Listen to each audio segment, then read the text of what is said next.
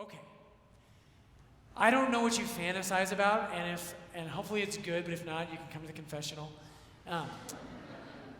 One of the things I fantasize about is the monastery, right? And I bet, if you have young kids, I know you do too. But when my life is too full and when I'm like, Lord, I want something, I want peace and quiet, I want to be united to you, and I'm like, oh my gosh, I have way too much going on, one of the things I fantasize is about the monastery. And last summer, for the first time, I visited I didn't even stay, but I just stopped in and saw it, was a monastery in Snowmass. It's just beautiful. It's in this valley, it's tucked away, it seems like the whole world could just go on, and that monastery up in Snowmass wouldn't even know it happened. And the monks there, they can pray, they can work in the fields and harvest crops, and they can love God and they can study. And that just pulls in my heart. I'm like, oh, that sounds amazing.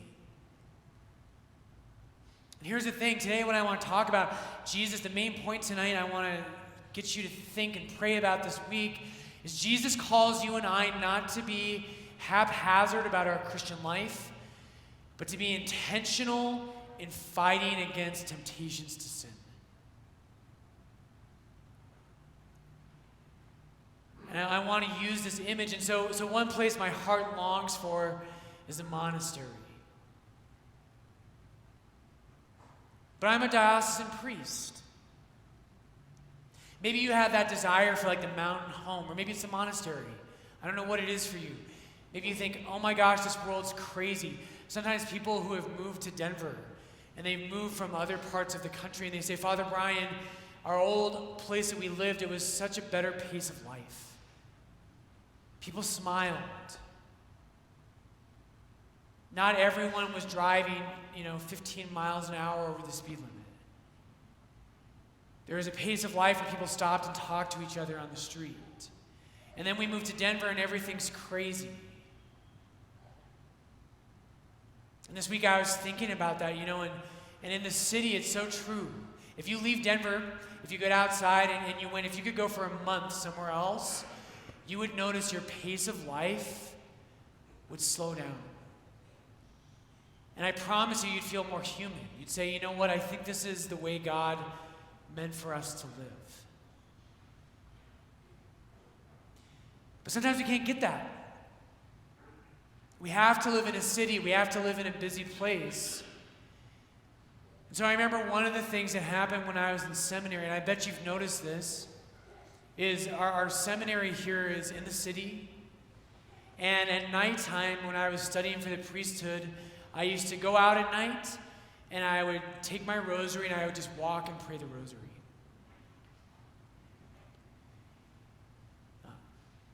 And sometimes I just kind of lose track of where I was walking, and you'd be walking through this neighborhood, and everything looks the same. The houses, you're used to them. There's a familiar pacing of distance between the houses. And then at a certain point, I would have lost track of where I was walking, and I'd end up somewhere I hadn't seen before, and there was a really nice neighborhood just to the north of the seminary.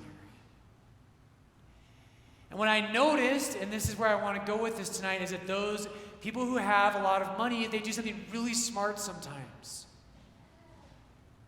What they do is they make it so these neighborhoods, you don't even know they're there.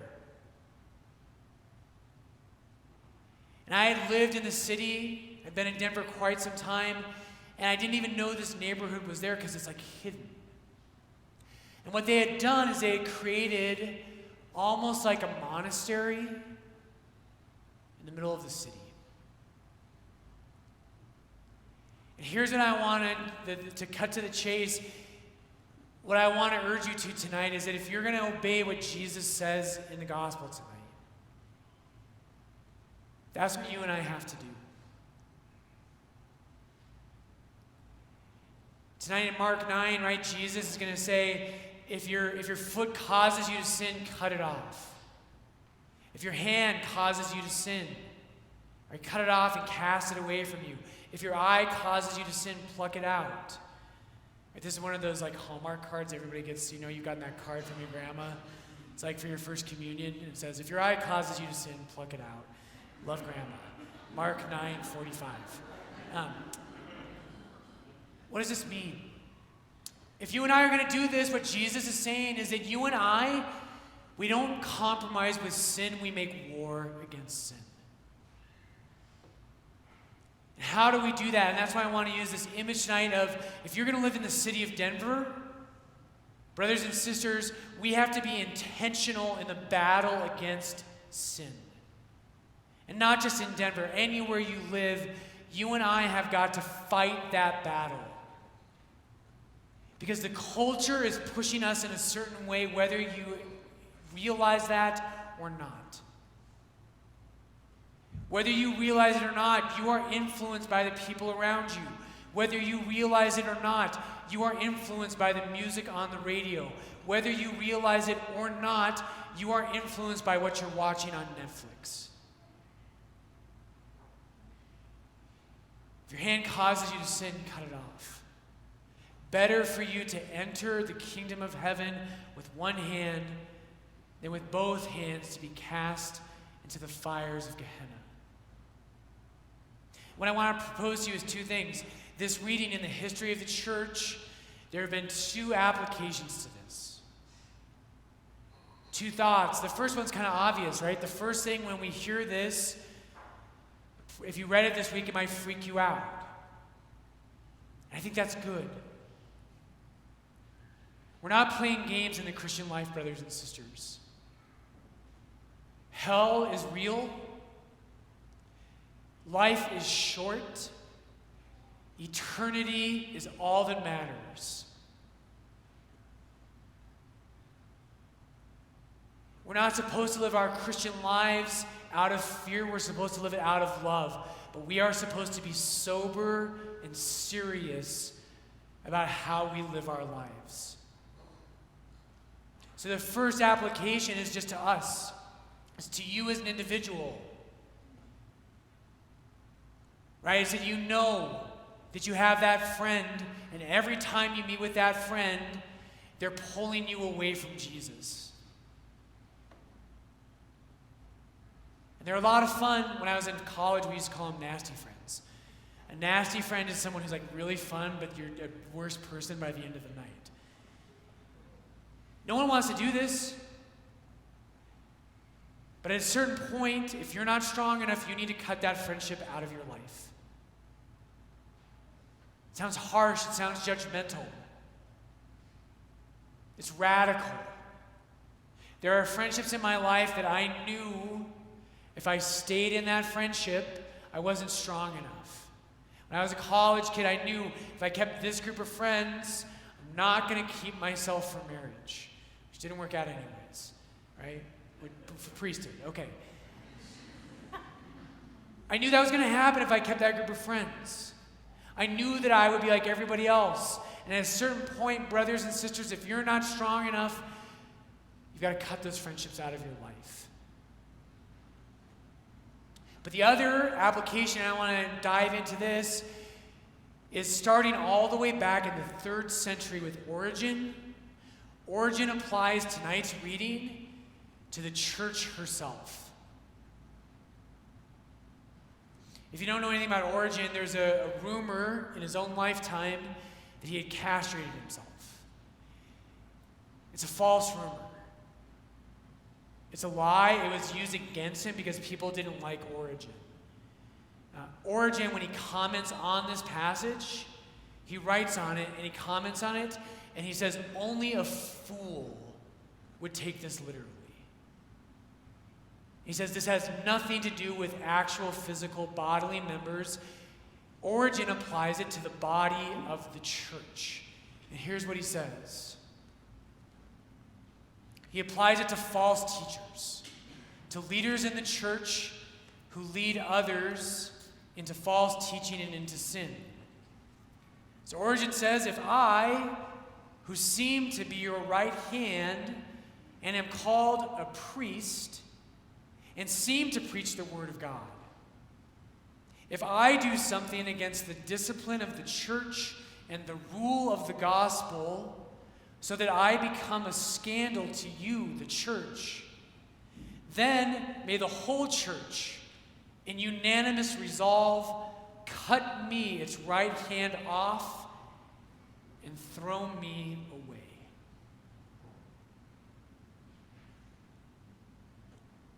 Love these. I want to apply this today, right? So Origen says, if you have a priest in the church who is teaching contrary to the gospel of Jesus Christ, cut him off and throw him out. And I want to challenge you all on this tonight. My whole life, I don't know about all of you, but my whole life as a 41-year-old, my whole life as soon as I became a serious Catholic, it seemed like you would be orthodox and you would be with the church and you would believe what Jesus taught as long as you leaned towards the right. And I believe that has changed in the last 5 years in the United States in Catholicism. In our time, it has traditionally been that as long as you're not on the left, you guys are on my left, so I'm going to condemn you. On the left, right, we all know this. There are certain things that are just blatantly against what Jesus Christ and his church teach. It's obvious. If you meet a priest who teaches it is okay to support abortion, cut him off. If you meet a priest who teaches that gay marriage is acceptable, cut him off. If you meet a priest who says you do not have to be obedient to the magisterial authority of the Catholic Church, to the Pope and the bishops, cut him off. And we should do that. And I will not name names tonight, maybe I should. But I bet all of us can name places where we know that happens. The only person who has authority for us, or at least the church only has authority through him, is Jesus Christ. And I don't care how good a preacher someone is, or a teacher. If they are teaching against the gospel, brothers and sisters, we cannot follow them. But here's the problem. It used to be only that side of the aisle that was teaching heresy. It's happening on the right today. If you meet someone who denies that Vatican II is an authoritative council of the Catholic Church that carries the full weight of Catholicism, cut that person off. That is a heresy. If you meet people who say that the Norvis Ordo Mass that we say here at Lourdes is illegitimate or lesser, that's a heresy. Cut them off. That is not the teaching of Jesus Christ or of his church. We follow one God. We follow one church. We do not follow people who veer too far off the track of what Jesus and his church teaches. I think that's so important today. And the only way you can know that, by the way, how do you know? How do you know if you're following what Jesus teaches? You have to know your faith. You have to learn what the church actually teaches. And brothers and sisters, too often today, and I'll end this first section on this, too often today, I hear all kinds of people quoting things that carry zero authority in the Catholic Church. Even if they're great saints. Right? People will quote great saints. Saints are wrong on things. Of course we listen to them. Of course we revere them. Of course we venerate them. But in terms of the teaching authority of Christianity, the scriptures and the church herself are the only things that have authority. And if you know Fatima better than you know the Gospel of Mark, I want to challenge you in a big way. If you know Guadalupe better than you know 1 Corinthians, I want to challenge you in a big way. Private revelation holds zero teaching authority in the Catholic faith. If you quote if you always find yourself quoting saints and visionaries, but you never find yourself quoting the authoritative Word of God, that is a problem.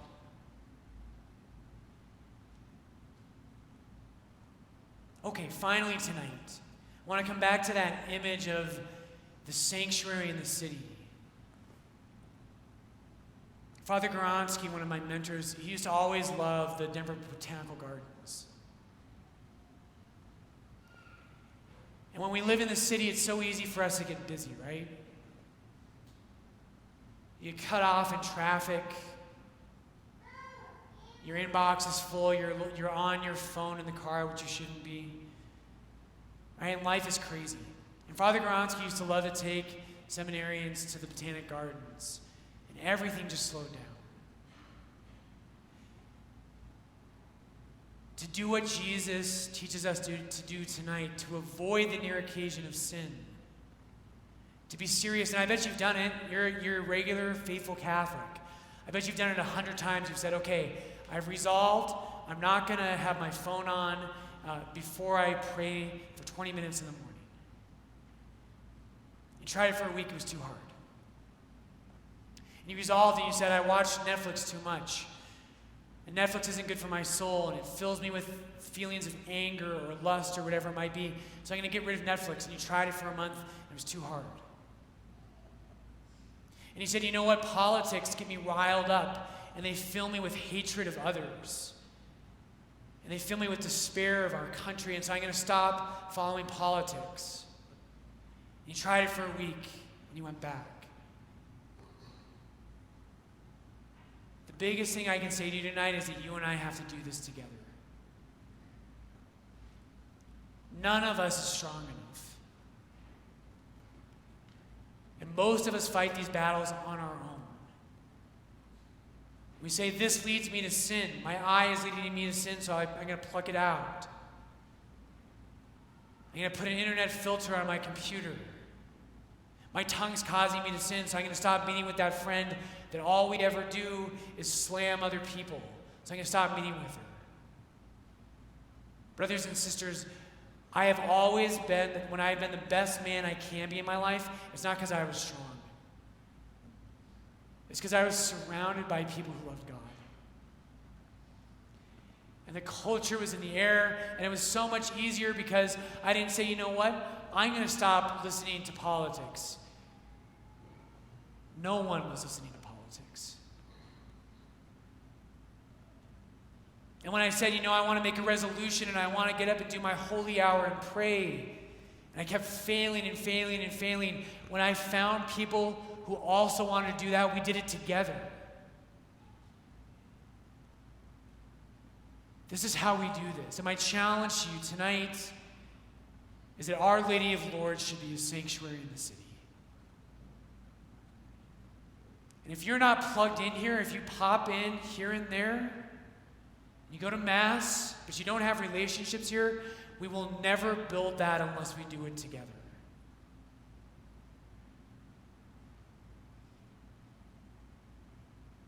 Right? You're struggling with it's so hard not to watch Netflix. Everybody else is watching it. What if all of us did it together? And then you were in a culture where you came together with your friends at night. Instead of watching Netflix, you talked about 1 Corinthians. I'm utterly convinced this is how we do it. Jesus, I can't leave the priesthood for the monastery unless you let me.